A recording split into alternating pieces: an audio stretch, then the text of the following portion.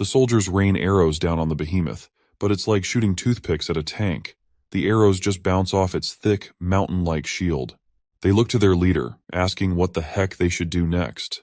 Meanwhile, the monster keeps stomping along, each step rattling the whole dang ground. Realizing they need more firepower, our hero tells his crew to get their muskets ready. When the monster gets close enough, they start blasting away, but it's about as effective as trying to stop a T-Rex with a water gun.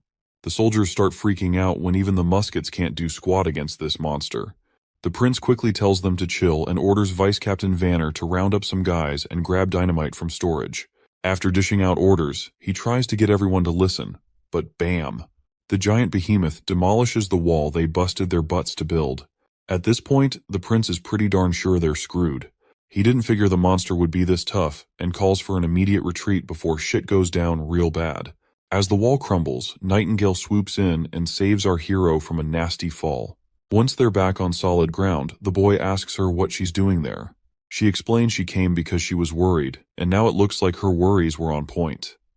She asks our hero how he plans to handle the monster. He assures her he's still got a trick up his sleeve, and right on cue, Vanner strolls back with dynamite in hand.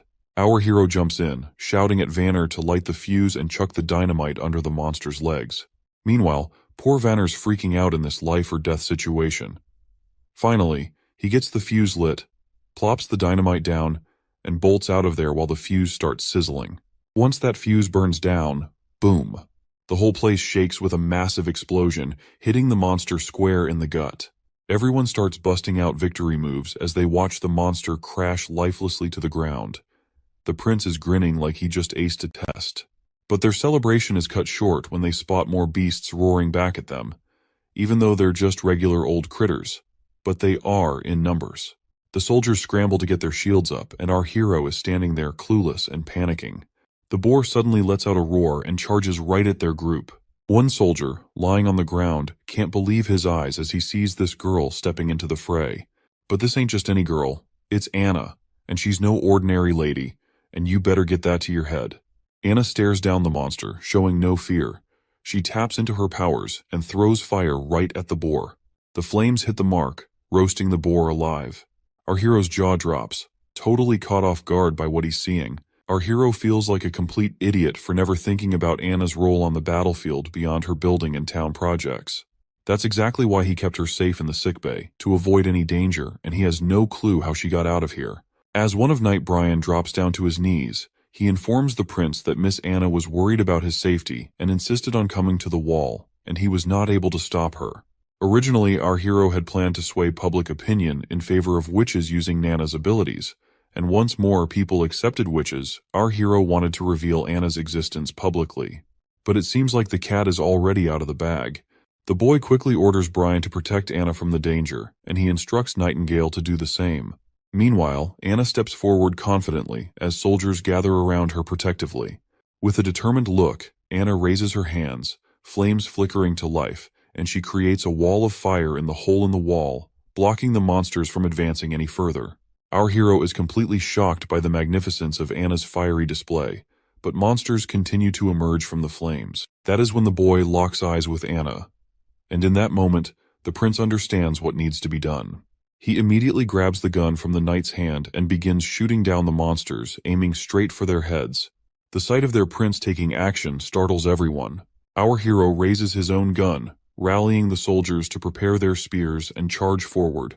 His crisp voice fills the atmosphere as he commands them to protect their wall and their border town. The crowd really gets fired up to protect their town, and everyone is ready to take those critters down. After a while, the last wolf standing takes a bunch of arrows and drops lifeless to the ground, finally letting the soldiers savor their victory. The knight is totally blown away by their successful defense of the turf. But then, the prince suddenly remembers Anna, and he starts losing his shit because he's been so busy commanding that he almost forgot about her. He's worried about how he'll explain all about her being a witch to the civilian army. As he frantically looks around for her, he notices something surprising. Everyone is showing her respect instead of calling her the reincarnation of some devil or whatever. The prince is almost clueless about this unexpected attitude toward her from the civilians. Even though her fiery power had scared him, it seems to have earned trust and gratitude from others as well. When Anna finally stands before the prince, She looks exhausted from using her powers and promptly faints, dramatically falling right onto our hero's chest. The next scene takes us to Clearwater Port at Garcia's residence, where the third princess gets the news that her father has kicked the bucket. According to the letter, her brother, Gerald the First Prince, has been fingered for the assassination and is now locked up by the guards. They're saying he didn't kill himself, but rather got slapped with an execution sentence by the bigwigs.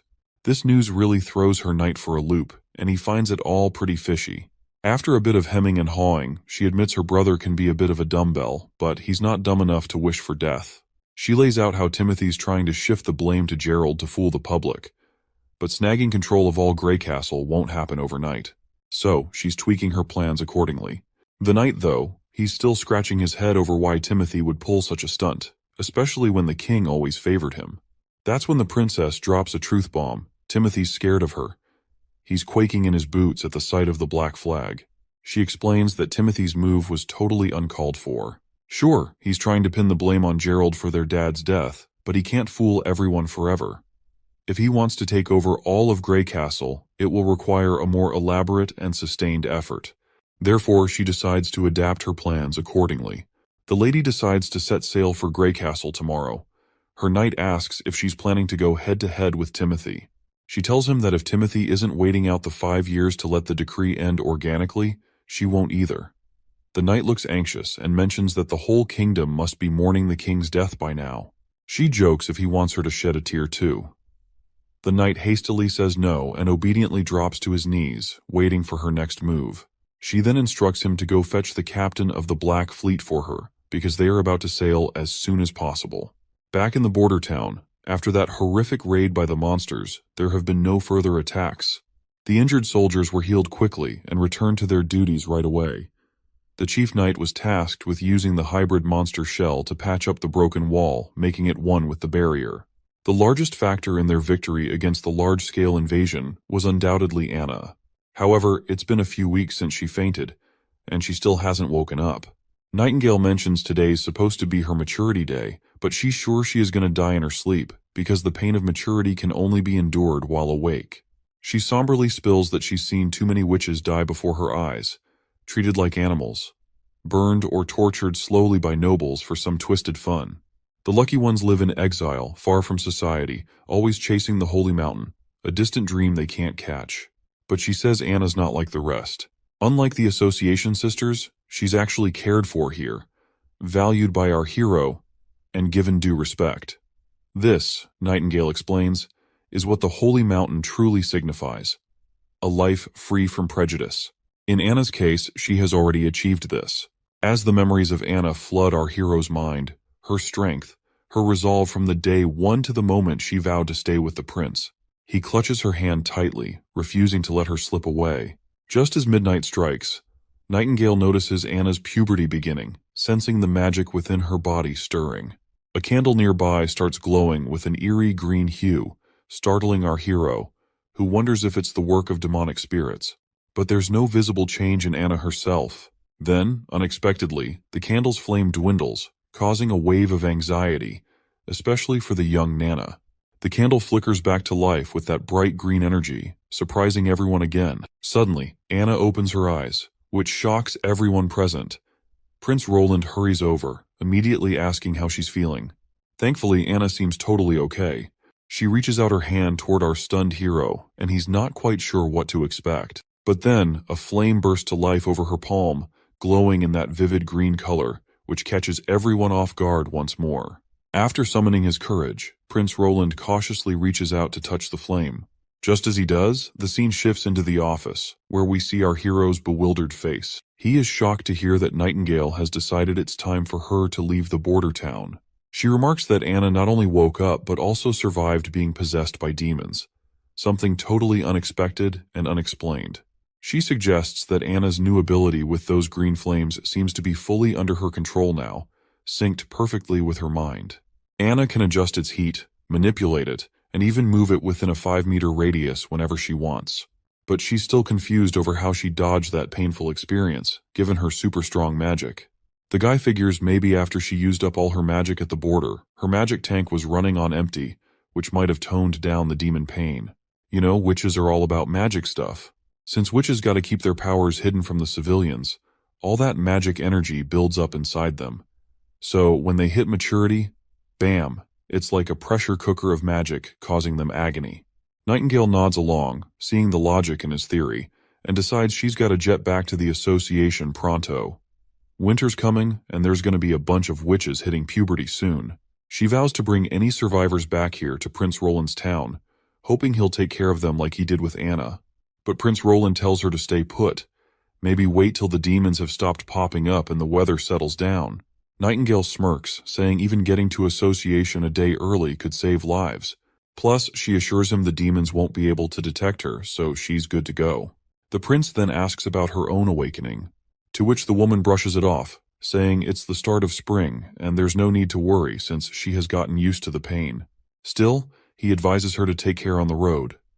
Before disappearing, Nightingale pays her respects to Roland one last time and vanishes abruptly as usual. Her sudden disappearance leaves the prince unsettled because he's never been a fan of her habit of appearing and vanishing without warning.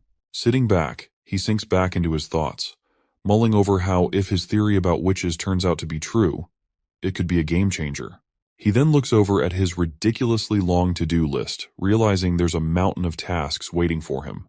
But just as he starts pondering where to begin, his consultant bursts in with urgent news. A messenger from Longsong Fortress has arrived.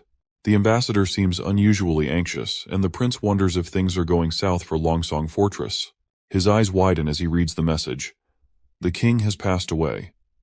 Redhead, the ambassador, quickly clarifies he's there under orders from Duke Rayan. The royal decree for the 5-year challenge has ended, and Majesty Timothy Wimbledon is now the new king of Greycastle. The ambassador leaves our hero totally shocked when he reveals that Timothy wants to reward the Prince Roland with new territory and a new position,